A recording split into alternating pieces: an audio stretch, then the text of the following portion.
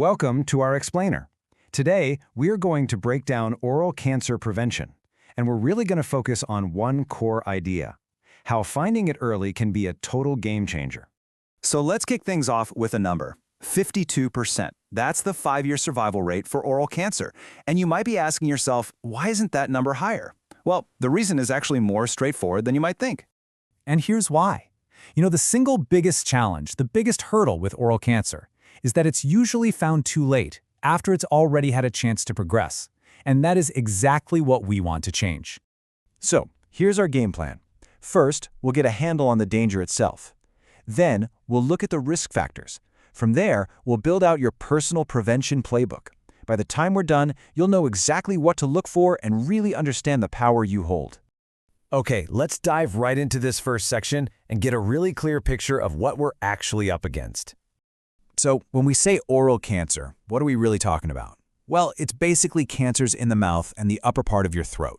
The vast majority are a type called squamous cell carcinoma.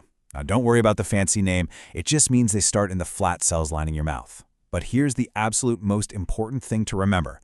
Catching these early completely changes the outcome. All right, on to Section 2. Because honestly, knowing what increases your risk is your first and best line of defense. Let's be crystal clear here. The single biggest, most well-documented risk factor is tobacco. And that means every single form of it. Smoking cigarettes, cigars, pipes, using chewing tobacco, all of it. Just look at this number. 10 times. Using tobacco can increase your risk of developing oral cancer by up to 10 times. That's because the carcinogens in tobacco directly attack and damage the cells right there in your mouth. Okay, the second major risk factor that you can control is heavy alcohol use.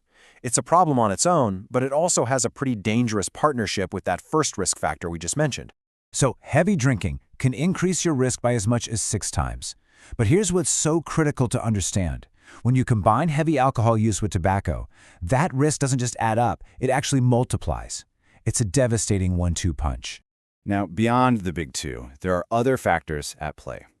Chewing areca or betel nut is a huge cause in some parts of the world, but also things that might seem less obvious, like a diet that's low in fruits and veggies, certain HPV infections, or even just chronic long-term irritation from a sharp tooth or poorly fitting dentures. Okay, so now we know the risks. Let's pivot to the most important part, the actionable steps you can take. This is where you really take control of the situation. Here it is, your simple 4-step playbook. The first 2 steps? Well, they directly tackle the biggest risk factors we just went over. Step 3 is an easy one, protecting your lips from sun damage. And step 4? Well, that's how you create your own personal early detection system.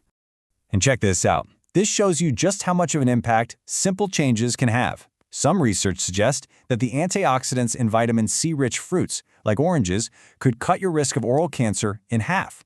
It's a really powerful reminder that nutrition is a huge part of prevention. Okay, so you're going to do a self-exam. Awesome, but what exactly are you looking for? Let's make this super clear and simple. This is the key question, right? Because oral cancer can be a bit of a chameleon. It doesn't always look the same, and it can show up in different ways. But there are definitely common signs to watch for. Take a look at this image. It shows a lesion inside the cheek. You can see it's a raised patch, a little discolored. This is the kind of thing you're looking for. Anything new, anything different, or anything that just won't go away. The rule of thumb is, if you have a sore in your mouth and it doesn't heal in 2 weeks, it's time to get it checked. Now this is an incredibly useful tool for your self-exam. It breaks down the specific signs by location. So for example, on your tongue, you'd look for an irregular sore on the side or underneath. On your gums, it might look like a lump between the teeth. Having these specific details makes your self-check so much more powerful. Now, self-exams are vital, but they don't replace professional help. Your dentist is your greatest ally here. They are trained to spot suspicious areas you might miss, and an oral cancer screening should be a normal part of your regular checkup. And hey, if your dentist does see something concerning, don't immediately panic. It doesn't mean a major procedure is next.